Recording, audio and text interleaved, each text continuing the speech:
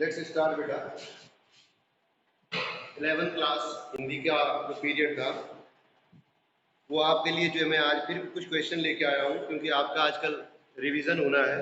तो रिवीजन के अंतर्गत जो है कुछ कल तक तो मैंने पोइट्री वाला चलाया था, जिसमें जो है कवियों के बारे में था, कविताओं के बारे में था।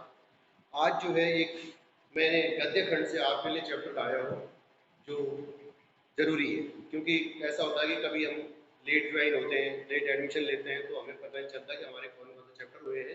क्वेश्चन मैंने आपको कल शाम को ही सेंड कर दिए थे, ठीक है। अब जो है आज कर रहा हूँ क्वेश्चन। पाठ का नाम था नमक का दरोगा, लेखक थे मुंशी प्रेमचंद। तो इसमें से कुछ क्वेश्चंस निकाले हैं, कुछ तो आप कहानी के माध्यम से आपने कहानी पढ़ी, आपको पता भी चल गया होगा। उसके बाद उसमें से कुछ क्वेश्चन जो मुझे लगा कि आपको आने चाहिए, आपको पता होना चाहिए उनके बारे में, तो मैं लाया हूँ आपके लिए। तो सबसे पहला क्वेश्चन था कि ईश्वर प्रदत्त वस्तु किसे कहा गया है और उसका निषेध करने का क्या परिणाम होगा। ईश्वर प्रदत्त वस्तु किसे कहा गया है और उसका निषेध करने का क्या परिणाम है। ईश्वर प्रदत्त, प्रदत्त, प्रदत्त माने प्रदान की हुई, ईश्वर द्वारा प्रदान की गई, ठीक है बेटा, वस्तु ईश्वर किसे कहा गया है इस पाठ में, क्योंकि नमक अदरों का पाठ है। और उसका निषेध, निषेध,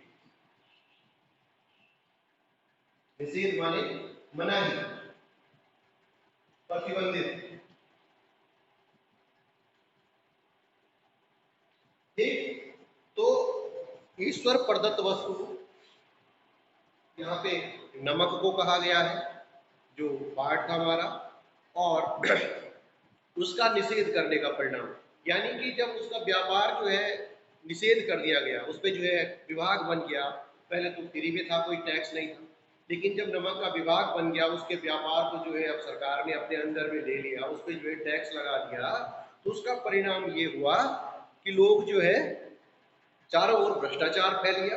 लोग जो है रिश्वत दे के, पैसा दे करके जो है अपना काम निकालने लगे, क्योंकि जो इसका व्यापार करते थे नमक का, शुरू शुरू में तो कोई टैक्स नहीं था, लेकिन जब टैक्स लगा तो उन्होंने जो है घूस रिश्वत दे करके अपना काम निकालना शुरू कर दिया, ठीक है बेटा। ईश्वर प्रदत्त जो वस्तु है यहाँ पे वो नमक को कहा गया है कि ईश्वर की दी गई वस्तु है जी, इसको तो कोई दिक्कत ही नहीं है। तो जब इसमें जो है टैक्स लगना शुरू हो गया, तो इसका परिणाम ये हुआ कि लोग जो इसका करते थे वो चोरी छुपे अब इसका व्यापार करने लगे और घूस रिश्वत दे करके अपना काम निकालने लगे।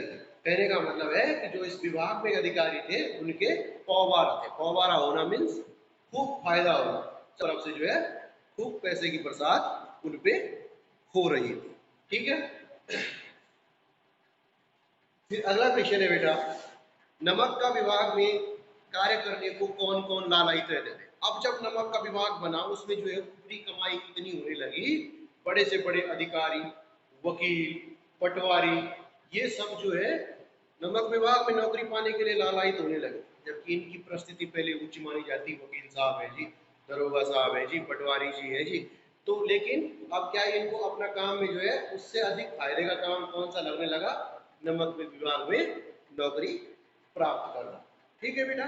तो ये सब लोग जो है उसमें लालायित रहने लगे, ठीक। अब है अगला कि इसमें एक आपने चैप्टर अगर पढ़ा है, आपका बुक है कि वार्षिक वेतन तो पूर्णमासी का चांद होता है, ठीक है बेटा।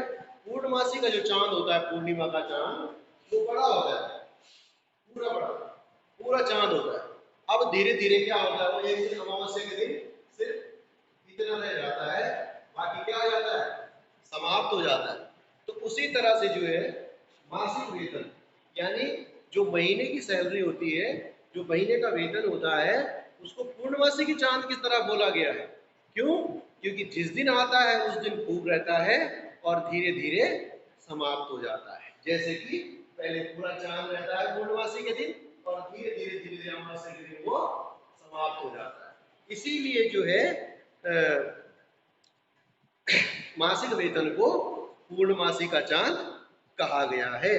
अब है बेटा यहाँ पे अगला क्वेश्चन है पीर का मजार किसे कहा गया है? पीर का मजार। तो यहाँ पे पीर का मजार जो है, नौकरी जो हमारी है उसमें हमारा कौन से पद है? नौकरी में जो है पद प्रतिष्ठा को कहा गया है यहाँ पे पीर का मजार। मतलब कहने का मतलब ये है कि उसमें जो है पद का कोई महत्व नहीं है, खाली चढ़ावा कितना आता है उसका महत्व है। ठीक है बेटा? तो इसलिए जो है कहने का मतलब है कि नौकरी में जो है पद जो भी हो, लेकिन वैल्यू किसकी है? इनकम कितनी हो रही है। चाहे पद छोटा हो उससे कोई फर्क नहीं पड़ता, लेकिन उसमें कमाई कितनी होती है ये चीज देखी जानी। इसीलिए जो है नौकरी को पीर का मजार कहा जाता है। कहने का मतलब है कि देखना यह चाहिए कि लोग चढ़ावा कितना चढ़ाते हैं, अर्थात आप जिस पोस्ट पे हैं उसमें आपको रिश्वत कितनी मिलती है, कितनी आपकी कमाई है उसमें। इसलिए जो है उसको पीर का मजार कहा गया है। पंडित अलोपीदीन को किस पर अखंड विश्वास है? ठीक बेटा, पंडित अलोपीदीन को किस पर अखंड विश्वास है? तो पंडित अलोपीदीन जो है नमक के कारोबार के बेताज बादशाह थे। वो बड़े बड़े अधिकारी कर्मचारियों को उन्होंने अपने रिश्वत के बल पे खरीद रखा था। इसलिए उनको जो है पैसे की शक्ति यानी कि लक्ष्मी की जो ताकत है, पैसे की जो ताकत थी उस पर अटूट विश्वास था, अखंड विश्वास था कि पैसे से तो कुछ भी खरीदा जा सकता था और उनका काम चल भी रहा था। ठीक है ना? क्योंकि उन्होंने सभी अधिकारियों को जो है खूब रिश्वत खिला करके खूब जो है उनको अपनी तरफ कर रखा था। तो उनका काम जो है देखो, वो जो है इस कारोबार के जो है बहुत बड़े एक व्यापारी थे, बहुत बड़ी एक इस नमक के काले बाजारी की दुनिया के बेताज बादशाह उनको कह सकते हैं, जिन्होंने अपने पैसे की ताकत से जो है बड़े बड़े अधिकारियों और कर्मचारियों को खरीद कर अपना काम चला रखा था। ठीक है बेटा? फिर है, नमक का व्यापार करने वाले किस प्रकार अपना काम निकालते थे? अब जब नमक का व्यापार, जो नमक का जो व्यापारी थे पंडित अलोपीदीन ही है, उनके बारे में आपने देखा कि वो जो है अपना रिश्वत के बल पे, धन दौलत के बल पे जो है सारे रिश्वत के बल पे सबको खरीद लेते थे। उनको पैसे की ताकत पे अखंड विश्वास था। तो जो नमक का काम करने वाले जो और व्यापारी भी थे, उनके अलावा जो भी और भी रहे होंगे, तो वो किस तरह से अपना काम निकालते थे? वो अपना काम जो है अधिकारियों को रिश्वत दे करके, घूस दे करके, उनका मान मनोबल करके, जिस तरह से भी जो है अनैतिक ढंग से अपना काम निकालते थे। क्यों? क्योंकि जब टैक्स लगेगा तो उनको उतना फायदा नहीं होता था, तो वो चोरी छुप के जो है रात के समय या किसी भी समय अपना नमक निकालने के लिए अधिकारियों को रिश्वत खिला देते थे, जिससे उनका काम चल जाता था। ठीक। अब है मुंशी बंशीधर जी के पिता, यानी कि जो उनको घर से ये समझा के भेजते हैं कि बेटा नौकरी में पद पे ध्यान मत देना, ठीक है, कि पोस्ट कौन सी मिलती है उस पर ध्यान मत देना, सिर्फ इस बात का ध्यान रखना है कि उससे कमाई कितनी होती है। तो मुंशी बंशीधर जी जो है अपने पिता जो है अपने घर का वर्णन जब उसके पास कहते हैं, तो कहते हैं कि बेटा देख, हमारी जो है बुरी हालत है, हमारे घर की स्थिति बहुत खराब है। ठीक, हम लोग क्या है कर्जे में डूबे हुए हैं। हमारे यहाँ लड़कियां देखो, तुम्हारी बहनें भी जो है बड़ी हो रही हैं दिन पर दिन, उनकी भी शादी करवानी है। तो इस तरह से जो है एक ऐसी स्थिति है, पता नहीं, कह रहा है कि देखो मेरा क्या भरोसा है, मैं तो बूढ़ा हो गया हूँ। जो खुद मुंशी जी हैं, दरोगा बंशीधर जी के पिता, तो वो कह रहे हैं कि बेटा देखो हम पहले ही कर्जे में हैं, लड़कियां भी बड़ी हो रही हैं, तुम्हारी बहनें हैं, मैं भी, अब हम कितना कर्जा है हमारे ऊपर कि हम जो है लोगों का कर्जा कैसे देंगे, कर्ज के तले हम दबे हुए हैं।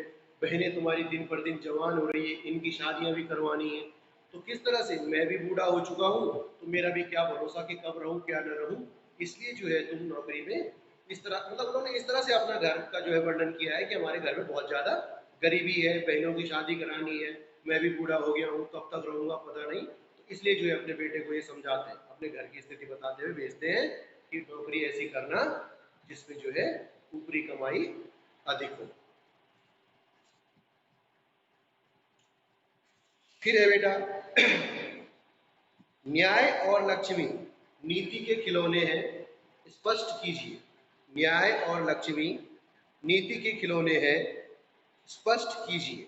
कहने का मतलब है कि ये न्याय और नीति, लक्ष्मी के खिलौने, लक्ष्मी बोला जाता है बेटा, धन की देवी बोलते हैं लक्ष्मी को, तो यहाँ पे पैसा, पैसे के लिए लक्ष्मी। तो कहने का मतलब ये कह रहे हैं कि न्याय और नीति किसके खिलौने हैं? पैसे के खिलौने हैं। कहने का मतलब ये है कि आप पैसे के बल पर जो है न्याय को, अन्याय को जो है न्याय बना सकते हैं, किसी तरह से रिश्वत दे करके जो है फैसले को अपनी तरफ मोड़ सकते हैं। ठीक है बेटा, न्याय को अन्याय, अन्याय को न्याय, नीति को अनीति और अनीति को नीति में जो है पैसे की ताकत से बदला जा सकता है। ठीक है बेटा, कहने का मतलब है जो पैसा है वो जो है न्याय को बदलने में भी सक्षम है। ठीक, फिर है न्याय और नीति को कौन नचाता है? अब न्याय और नीति को कौन नचाता है बेटा? पैसा, लालच, ये चीजें जो है न्याय और नीति को नचाते हैं, मतलब अपने अनुसार जो है चलने में मजबूर कर देते हैं। ठीक, फिर है बेटा ऊपरी आमदनी किस ओर संकेत करती है? ऊपरी आमदनी किस ओर संकेत करती है? कहने का मतलब है ये ऊपरी आमदनी जो है उस समय जो विभाग में फैले हुए भ्रष्टाचार की ओर इशारा करती है कि किस तरह से जो है उस समय भ्रष्टाचार अपना अपने चरम सीमा पे था। कहने का मतलब कि अंग्रेजों के जमाने में सरकारी कर्मचारियों में रिश्वतखोरी व्याप्त थी, वो जो है खूब रिश्वत लिया करते थे। ठीक है बेटा, तो आप लोग भी बने रहेंगे